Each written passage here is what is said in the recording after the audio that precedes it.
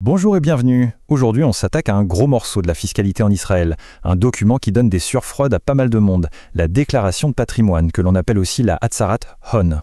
Et voilà, cette phrase de notre source met tout de suite dans l'ambiance, pas vrai? On sent bien le stress que ça peut générer, la peur de faire une erreur, d'avoir des écarts qu'on n'arrive pas à justifier. Alors l'idée, c'est de voir ensemble comment on peut démêler tout ça. D'abord, c'est quoi exactement cette Hasaratoun? Eh bien, imaginez une sorte de photo instantanée de tout ce que vous possédez et de tout ce que vous devez à un moment précis.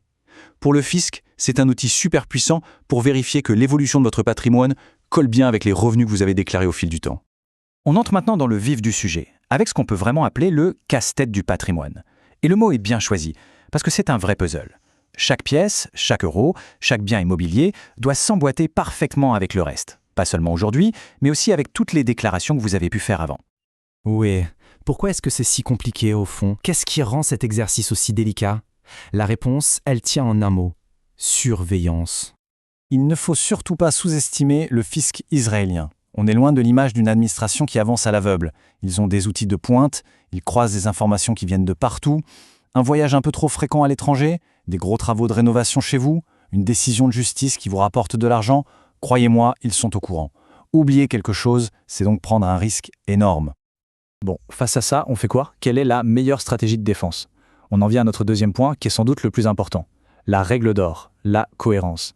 C'est vraiment le principe qui doit tout guider. Et voilà le cœur du problème. Ce que l'inspecteur des impôts va chercher en premier, ce sont les anomalies, les incohérences.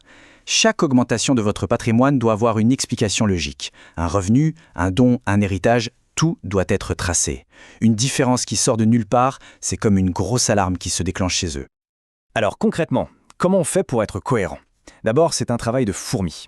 Il faut reprendre les anciennes déclarations et tout comparer ligne par ligne avant d'envoyer la nouvelle. Et puis, un truc tout bête, mais essentiel.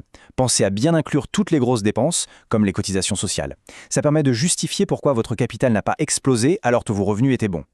On passe maintenant à un chapitre ultra sensible, les revenus. C'est là où le moindre oubli peut avoir des conséquences très lourdes. La règle est simple sur le papier, mais elle demande une rigueur de tous les instants. Il ne faut absolument rien oublier. Et ça, c'est l'exemple parfait, le piège classique.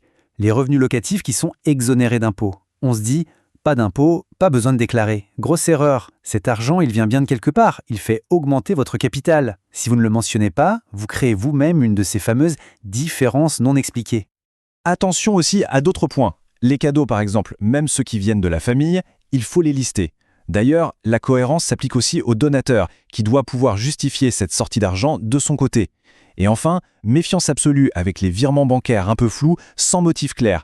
Pour le fisc, ça peut très vite ressembler à un revenu caché. Après les revenus, on enchaîne logiquement avec les actifs, c'est-à-dire ce que vous possédez. Et là, c'est le même principe de transparence. Ça ne suffit pas de dire « j'ai ça et ça ». Non, il faut être prêt à prouver d'où vient chaque bien. Il y a deux oublis qui reviennent tout le temps. D'abord, l'argent liquide. On a tendance à ne pas y penser, mais si on ne le déclare pas, on ne pourra jamais justifier une grosse dépense ou un investissement avec cet argent. Et puis le grand classique, les biens à l'étranger. Beaucoup de gens les oublient dans leur toute première déclaration, et ça crée des problèmes insolubles des années plus tard. Les conséquences sont vraiment le jour et la nuit. Quand on déclare un actif tout de suite, on se construit une base solide, une preuve pour l'avenir. À l'inverse, si on oublie un bien, le jour où on le vend et qu'on veut utiliser l'argent, le fisc peut tout simplement refuser de reconnaître sa légitimité. Et là, c'est le blocage. Vous l'avez compris, le mot d'ordre, le fil rouge de toute cette histoire, c'est la preuve. Votre meilleure arme, c'est une paperasse impeccable. Chaque transaction qui sort un peu de l'ordinaire, chaque rentrée d'argent un peu spéciale doit avoir son justificatif. Le conseil est simple, gardez tout, archivez tout.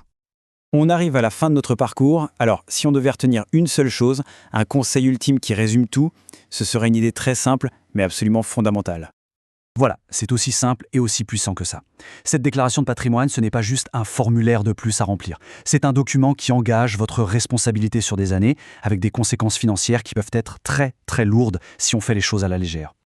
Et c'est pour ça que notre source termine avec cette recommandation qui est pleine de bon sens.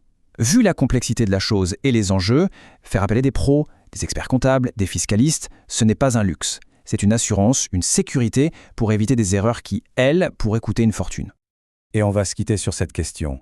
Maintenant, avec tout ça en tête, la cohérence, la transparence, l'importance des preuves. Est-ce que votre déclaration est vraiment blindée, prête à passer sous le microscope du fisc?